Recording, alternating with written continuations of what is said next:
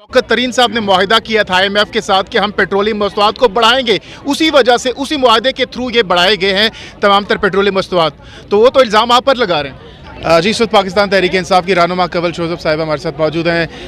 कंवल साहिबा, क्या मकसद है यहाँ पर आने का? होशरुबा महंगाई नहीं है, ये जानलेवा महंगाई है। अब ये कातिल किस्म की महंगाई इम्पोज की गई। 60 रुपये फ़ी लीटर तेल बढ़ा दिया गया है। ये तो आपको याद होगा कि मरियम बीबी एक सब्ज़ रंग के ट्रक पे खड़ी होकर महंगाई मुकाओ मार्च करती हुई यहाँ आई थी इस्लामाबाद, और आधी रात को यहाँ तकरीरें करके वापस गई थी।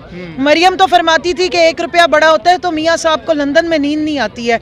अब मेरा ख्याल है मियाँ साहब जो है वो चीखे मार रहे होंगे, अपने जो 2.5 बाल उनके सिर पे वो नोच रहे होंगे, क्योंकि इतनी इन्होंने महंगाई कर दी है। वो लोग कहते हैं, आप पर इल्ज़ाम लगाते हैं कि खान साहब की पॉलिसीज़ मुआहिदों की वजह से, शौकत तरीन साहब ने मुआहिदा किया था IMF के साथ कि हम पेट्रोलियम मसनूआत को बढ़ाएंगे, उसी वजह से उसी मुआहिदे के थ्रू ये बढ़ाए गए हैं तमाम तर पेट्रोलियम मसनूआत।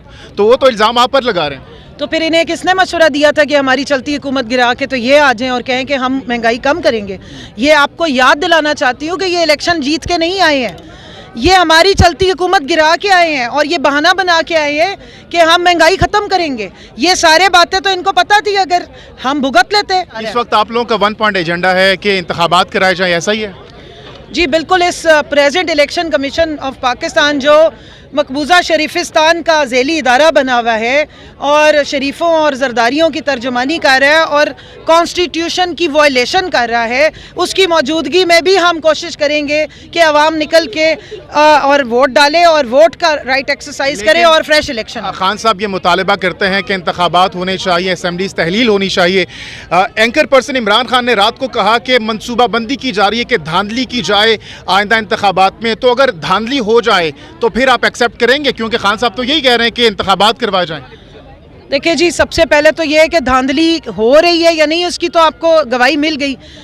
EVM मशीनें क्यों ख़त्म की हैं, क्यों इन्होंने आते ही ओवरसीज़ का वोटिंग राइट ख़त्म किया? आप किसी को याद है कि एक रोशन डिजिटल अकाउंट भी बना था जिसमें बाहर से हमारे पाकिस्तानी दिन रात अपनी जो हलाल की कमाई है वो डॉलर्स डाल रहे थे खान साहब ने जो बयान दिया पाकिस्तान के 3 टुकड़े हो जाएंगे, क्या इसको आप जस्टिफाई करेंगे या मजम्मत करेंगे खान साहब के इस बयान?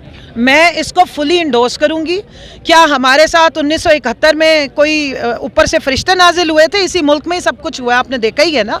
आज आप सिक्योरिटी की हालत देख ले, अगर आपके 9.75 बिलियन डॉलर जो है वो रिजर्व्स रह गए हैं और आपके पास आपका जो हुक्मरान है वो पूरे टब्बर समेत जाके टर्की में मौजे मार है, एक फ्यूजिटिव, एक इश्तिहारी जो उसका बेटा है। आपको पता है पाकिस्तान का आइन ये कहता है कि अगर कोई फ्यूजिटिव हो तो कोई भी शहरी उसको गिरफ्तार करवा सकता है। ये उसको हेड टेबल पे बिठा रहा है, आपका फॉरेन मिनिस्टर उसके साथ नहीं गया है। लास्ट क्वेश्चन, कंवल साहिब, आप पर ये इल्ज़ाम लगाया जाता है कि जब इदारे आपके हक़ में कोई फ़ैसला देते हैं तो आप कहते हैं कि सब कुछ ठीक है, लेकिन जब आपके ख़िलाफ़ कोई फ़ैसला आता है, स्पेशली इलेक्शन कमीशन का फ़ैसला, सुप्रीम कोर्ट का फ़ैसला, तो आप कहते हैं सब बुरा।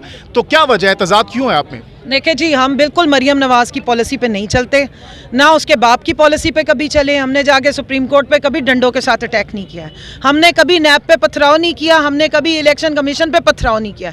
लेकिन आप मुझे बताएं कि इलेक्शन कमीशन का अपना एक्ट है 2017 का, उसकी वायलेशन कर रहे हैं।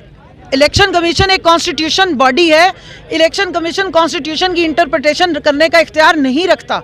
खुद ही एक्ट बनाया हुआ है कि जब एक रिजर्व सीट की खातून डिस्क्वालीफाई हो या उसकी डेथ हो जाए तो दूसरी को फ़ौरन नॉमिनेट करना है।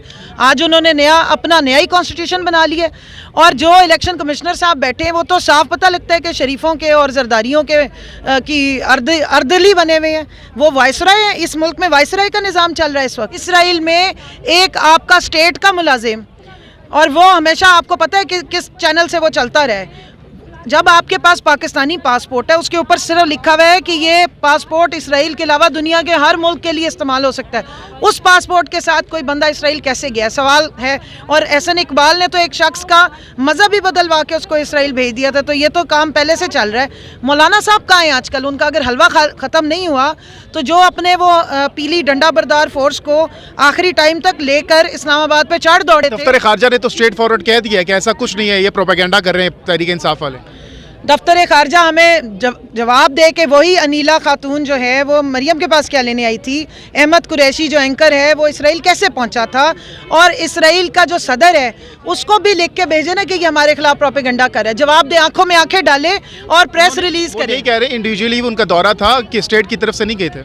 तो फिर उनको वो यहूदी एजेंट्स का जो ड्रामा करने वाला एक शख्स है जिसने यहाँ पर आके ये शोर मचाया था कि जी पाकिस्तान में इस्लामाबाद में अपने तालिब इल्मों को झूठ बोलता रहा कि इसराइल का झंडा लगने जा रहा है, वो किधर सत्तू पी के सोया हुआ है, वो कहाँ है? जब से उसका बेटा हुकूमत में आके इंजॉयमेंट कर रहा है, मौलाना साहब को अब ना कोई महंगाई नज़र आ रही है, ना उनको मुल्क में कोई मसले नज़र आ रहे हैं। 60 रुपये तेल की कीमत बढ़ गई है, मौलाना साहब का हलवा ही नहीं खत्म हो रहा है। बहुत शुक्रिया, बहुत बहुत शुक्रिया। तहरीक इंसाफ की रहनुमा कबल शोज़ब साहिबा हमारे साथ मौजूद थी और वो कह रही थी कि किसी भी तौर पर इसराइल को तस्लीम नहीं करने दिया जाएगा। यहाँ पर दीगर लोगों से भी हम बात करते हैं।